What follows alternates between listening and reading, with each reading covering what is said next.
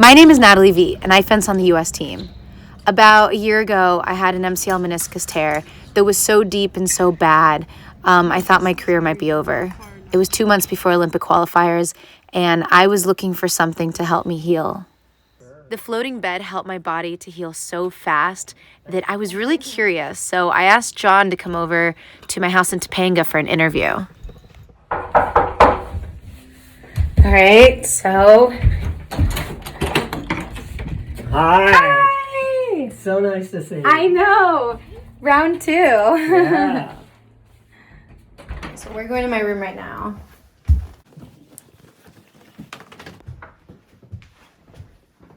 So I'm kind of wondering, like, maybe from the beginning, like, how did you get interested in health? Well, my dad was a doctor, but my mom was a nutritionalist, and I decided to kind of split the difference by looking up holistic things that would be good, but also to demand that they be scientifically measurable. Mm-hmm. And so I did food products, nutritional stuff, for many years, but I would do it not just by randomly saying, eat this herb because it's good, but looking up what are the metabolic pathways involved when you eat ginseng root, or what does this other herb do to you actually. And in the course of being not just in the newspaper, but on PubMed, real science websites and libraries, I kept seeing studies about the benefits of motion. And it turns out, kind of as you pointed out, all modern people are deficient in motion. If you look at our ancestors, I mean, they chopped wood and carried water. Yeah, they were in constant movement. Yes, all the time. And it was a hard life. But because of that, they got circulation that we do not get. So what I realized was that everybody in modern society, virtually, even to some extent athletes, is deficient in motion. You could literally consider motion like another nutrient that we're not getting enough of. And I go into that further later, but I realized that not only did then I want to incorporate more motion into my life, but since nobody has time, you don't have time to meditate and go to the gym and do things, that I wanted to add that motion in at night when I was asleep, because then I would kill two birds with one stone. And that turned out to be a lucky idea that I had, because now with our floating bed, you can get this increased lymphatic circulation all night while you're resting. Wow. You know that since I have been sleeping in the bed, it's been, how long, a week and a half? Yeah. A week and a half, although I was gone for about 2 or 3 days. And it was really weird to be in a static bed again. I went away for a tournament, and I'm like, oh, this is what it feels like to be in a bed that just, like, doesn't move. This is crazy. But since I've been sleeping in the floating bed, I've noticed that the bags under my eyes have gone away. I've noticed that my knee hasn't been inflamed, and I tore my meniscus about 7, almost 8 months ago, and I've been dealing with chronic inflammation, like chronic inflammation deep inside my joint, where I haven't even been able to fully bend my knee. So when I do yoga, I haven't been able to sit on my heels in 8 months. Yeah. And since I've been sleeping in the floating bed, it's like it's all been draining. So much so that I woke up the other day feeling like, wow, this almost feels like raw. Like, this is crazy. Like, I haven't felt this in like 8 months. It's almost a year, you know? And I did yoga the other day, and I sat on my heels for the first time. But I've noticed that I have not had a single battle with, like, inflammation in the knee. And I'm wondering if you can speak to that, like the mechanics of it, like how it works, the movement, like how that affects the lymphatic system. And, you know, increasing lymphatic flow is a literal panacea, which means it's good for everything, overall health. So what I realized early on, there were 2 realizations. I'll mention this one first. The first one was motion increases lymphatic flow because our body's plumbing is just like the plumbing in our house.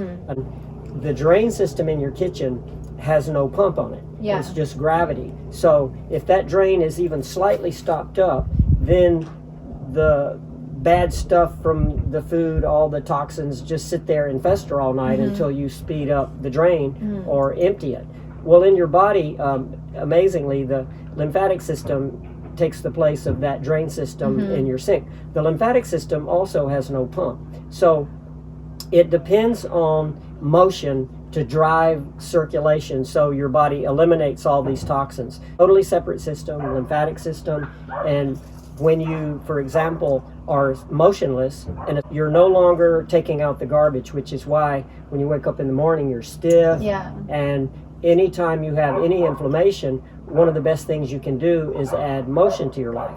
And that can be active motion, of course, like exercise or moving around, but also passive motion in many ways is equally good. Although it doesn't stimulate muscle growth, it does get rid of the toxins in your cells. Like, why would we evolve to have this lymphatic system that needs a ton of movement and it doesn't have its own pump? And I realized, like, oh, we actually came from the water. Yeah. And when we were in the water, we were getting that natural movement.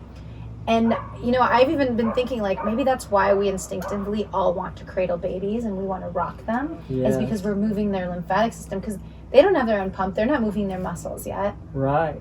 In fact, if you think about it, a mother with an embryo, that embryo is floating in the amniotic fluid in the stomach. So that fluid allows the baby to move back and forth freely, and it's the perfect pendulum motion, which is the unique feature of this bed, which makes it stand out from other devices. So the floating motion turns out to be the best because it's the only motion that tells you you're safe to relax. And that's a twofold issue. One, it's a memory from that time, even though you're not conscious of it, but you remember being in that safe, warm environment where you're floating in this fluid, where everything is great, and that fluid is moving you in a way that increases lymphatic flow to a person. Every mother knows this. If you rock a baby, they go to sleep faster, they have deeper sleep, and it's the same principle. They need more lymphatic flow, and they like that. Whereas when you sleep on a static bed with no motion, all of those toxins are just sitting there, stewing away, chewing away, eating at your insides until you get up again 8 hours later or move.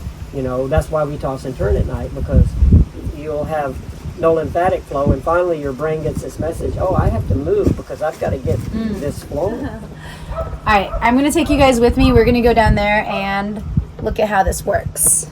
The centrifuge, can you explain it?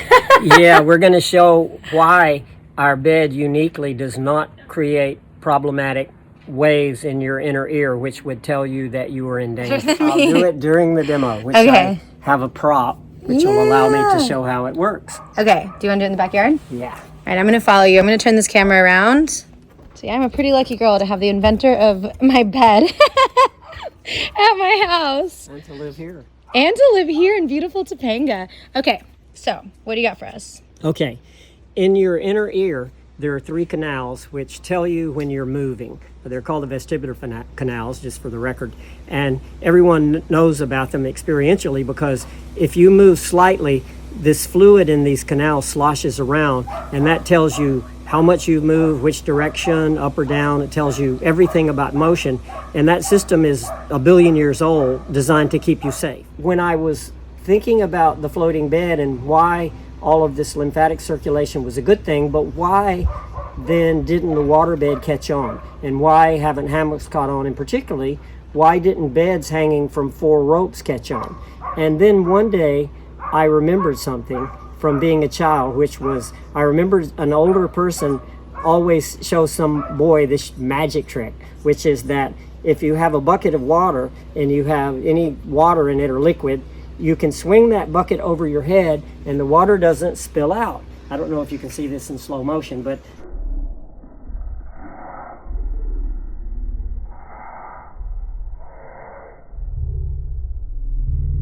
any emotional bed will increase lymphatic flow. So that's a good thing, including the water bed and the hammock. So in that one way, they're good for you, but the downside is a more negative thing, namely that you become anxious on those beds. So that's counterproductive to sleep, and that means you don't go into the slow wave sleep. You don't get sleep spindles, which are little EEG signatures that your body's healing itself nearly as often as you do when you're in a pendulum bed. So when we go to sleep, we want to feel safe, and we want to have the slowest EEGs we can get, because that's when the body heals itself, and that is also the most creative. So even though in a waterbed or a hammock you're getting that flow, your sympathetic nervous system is not getting the signal you're safe. So again, in the waterbed, when you're moving, you're getting these chaotic waves which are going back and forth. So yes, lymphatic flow, yes. Relaxation, no. Now, a hammock is a unique case because, one, because they sag, they're not good for your back and not really good to stretch out on, whereas a floating bed is designed to be completely flat and large so multiple people can sleep in it together at the same time. The weight is at the very bottom, and so that motion is more stable, and that motion, again, tells your inner ear, vestibular system, that you're safe and you can't fall out of a floating bed. In fact, if your floating bed was mounted in such an impossible way that you could do a full 360 loop-de-loop in the bed, you would never fall out of it.